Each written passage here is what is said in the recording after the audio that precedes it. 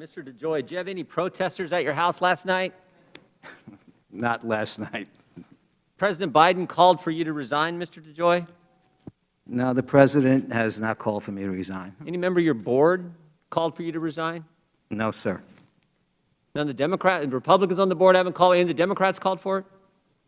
We have, it's hard to tell in our board meetings because we all very much act in a bipartisan manner focused on postal issues.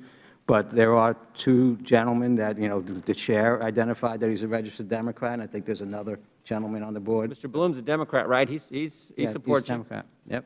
Is the chair of this committee, has she called for you to resign this Congress? She has not. She called for you to be suspended last Congress, but I don't think she's called for you to resign this Congress, has she? We've had good conversations on a variety Now, of I know where Mr. Connolly's at and some of the Democrats, but I mean, last time you were here, you had protesters banging on pots and pans outside your house. You had 90-some people calling for you to resign. You were the worst guy on the planet last time you were here. I just want to know what's changed. Maybe that's not for me to answer. I mean, they were so ticked last time, Mr. Dejoy. They passed a bill. They called us in on a Saturday in August to pass a bill, and then they had a hearing on the bill they passed 2 days later. You remember that? Sir, it was an unfortunate set of circumstances for me, for my family, for the postal employees, for the postal board. None of it was based in any type of fact. It was sensationalization. But we're through. I'm through that. The board's through that. We're just trying to get our plan, get this legislation passed, and get on with the improvements we need to make. They passed a bill on Saturday, August 22nd, a bill they know had no chance of becoming law, a bill that was not even taken up in the Senate. Then they had a hearing on the bill they already passed 2 days later. Normally, you do it the other way around.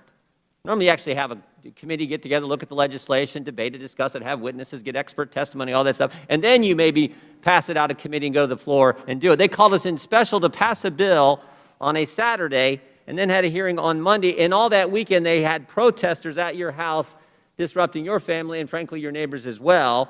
And now you're telling me you got no one on the Board of Governors asking you to resign, no protesters at your house, the president hasn't asked you to resign, the chairwoman hasn't asked you to resign, and I want to know what's happened. What's different between February 24th, 2021 and August 24th, 2020? What happened in those 6 months? What could explain the Democrats' difference in attitude?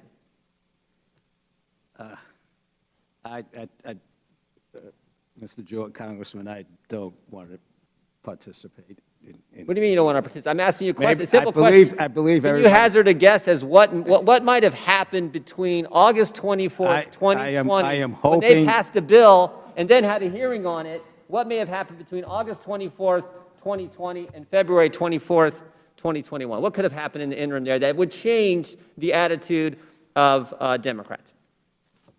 One of two things. Either everyone's anxious to hear our new strategic plan, or we had an election. I'm sure that's it. I'm sure that's it.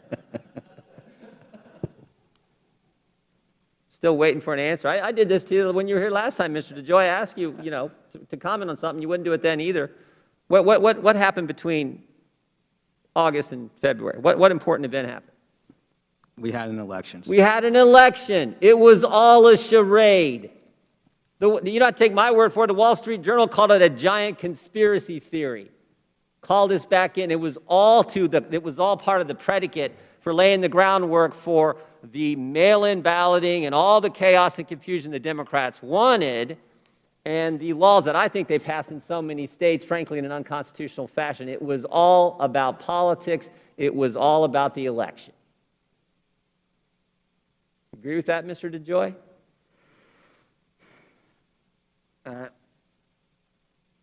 It was a very sensitive time for the nation, and there was a lot of activity. They accused you of things that they said you were restricting overtime. False. They told you, you were taking the collection boxes, doing something that had never been done before, even though it had been done by every previous Postmaster General. 12,000 of them had been moved by the Obama administration Postmaster General, but somehow you were the worst.